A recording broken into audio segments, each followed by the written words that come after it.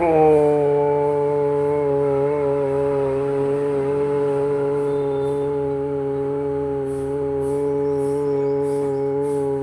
नमः शिवाय. ओम नमः शिवाय. गुरु ब्रह्मा गुरु विष्णु गुरुदेव महेश्वर सद्गुरु साक्षात् परब्रह्म तस्मै श्री गुरुवे नमः. ब्रह्मानंदं परम सुखदं केवलं ज्ञानमूर्तिं दद्दातीतं गगनदृश्यं तत्त्वमस्यादिलक्ष्यम् एकं नित्यं विमलमञ्चलं सर्वादिसाक्षीभूतं भावातीतं त्रिगुणरहितं तं नमामि. डॉक्टर नारायण धर्म अधिकारी, रेवदंडा, तालुका अलीबाग, जिला रायगढ़, ये मेरे गुरु है. महाराष्ट्रियन है. काशी अवस्रम कर दंड धारणम कमलम दलम पद्मकर्णम शंखम चक्रम गजा भूषड्यानम श्रीपादराजम शरणम प्रपदे. ध्यान मूलम सद्गुरु मूर्ति पूजा मूलम सद्गुरु पदम मंत्र मूलम सद्गुरु वाक्य मोक्ष मूलम सद्गुरु कृपा. अज्ञान मूल हरणम जन्म कर्म निवारम ज्ञान वैराग्य सिद्धार्थ सद्गुरु पदोदकं पिबेतम. कृतो जनार्दनः त्रेता रघुनंदनः द्वापरे रामकृष्णः च कलो श्रीपाद श्रीवल्लभः. वक्रतुंड महाकाय सूर्यकोटि समप्रभा निर्विघ्नं कुर्मदेव सर्वकार्येषु सर्वदा. या कुंदेषु तुषारहार धवला या शुभ्रवस्त्रारुता या विना वरदंड मंडकीतकरा या श्वेत पद्मासना या ब्रह्म्याच्युत शंकर प्रभुती देव सदा वंदिता. समा पातु सरस्वती भगवती निशेष जड्यापहा. सर्वमंगल मंगल्ये शिवे सर्वार्थ साधिके शरणे त्र्यंबकी गौरी नारायणी नमस्तुते.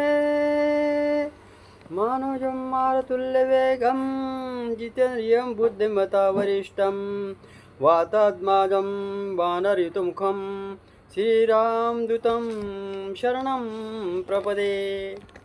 नीलांजन समाभास रविपुत्र यमागर्जनं छाया मातृदं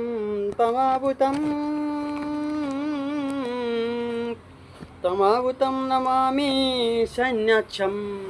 शुभकर्ते कल्याण आरोग्यं सुखसंपदा दुष्टबुद्धि विनाशाय दीपज्योति नमस्तुते.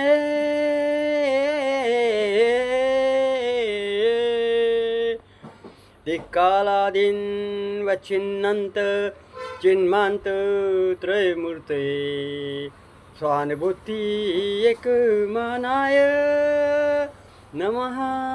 शांताय तेजसे बोद्धारो मच्छरग्रस्ता प्रभवस्मये दूषण. ओम नमः शिवाय.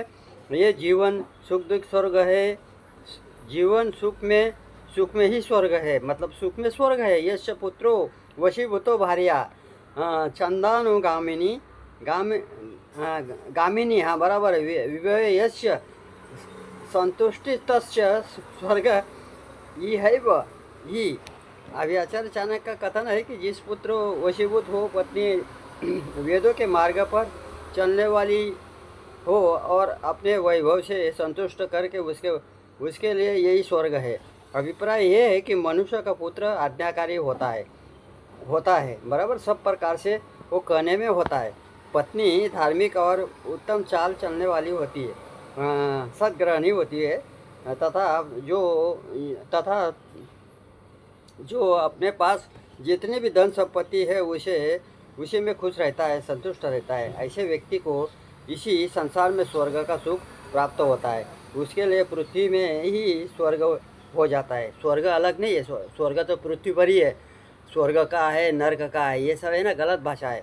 ये देखो इसमें लिखा है, इसमें क्योंकि पुत्र का आज्ञा पालक होना, ये स्त्री का पवित्रता होना और मनुष्य का धन के प्रति लोभ लालच न रखना अथवा मन में संतोष बनाए रखना ही स्वर्ग के मिलने वाले सुख के समान है। ऐसा विश्वास किया जाता है कि स्वर्ग अनेक शुभ अथवा पुण्य कार्यों से अर्जित करने से प्राप्त होता है। ऐसे ऐसे प्रकार इसी संसार में ये तीनों सुख भी मनुष्य को पुण्य कर्मों से फल स्वरूप मिलते प्राप्त होते हैं। जिस व्यक्ति को ये तीनों सुख प्राप्त हो उसे बहुत भाग्यशाली समझना चाहिए। ओम नमः शिवाय।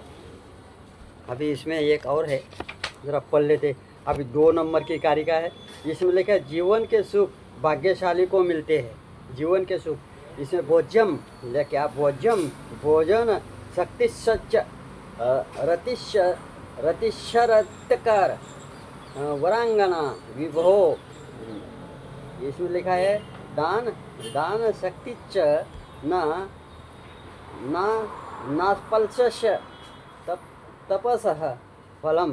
अभी यह आचार्य चाणक्य कथन है कि भोज्य पदार्थ, भोजन शक्ति, रति शक्ति, सुंदर श्री वैभव तथा दान, रति म्हणजे आनंद, बराबर। यह शक्ति से ये सब किसी अल्प तपस्या का फल नहीं होते। अर्थात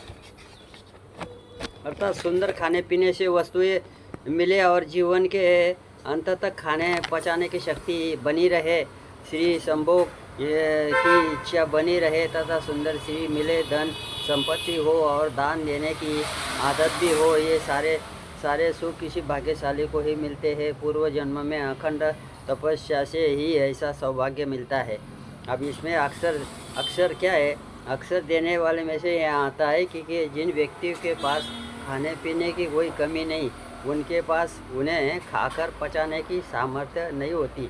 आप इसे यूं ही कह सकते हैं कि जिसके पास चने हैं उसके पास उनका आनंद उठाने के लिए दांत नहीं, और जिसके पास दांत है उसके पास चने नहीं।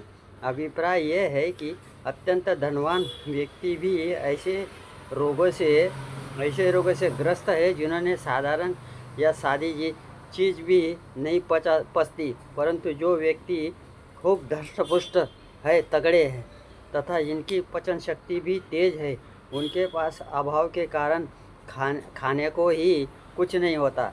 इसी प्रकार बहुत से व्यक्ति के पास धन दौलत और वैभव की कोई कमी नहीं होती, परंतु उनमें उसके उपभोग करने और दान देने की प्रवृत्ति नहीं होगी।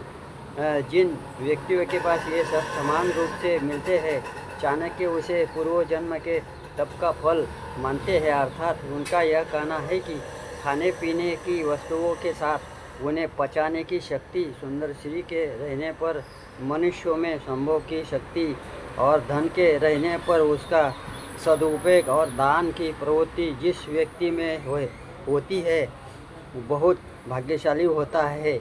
इसे पिछले जन्म का सुफल मानना चाहिए। ओम नमः शिवाय।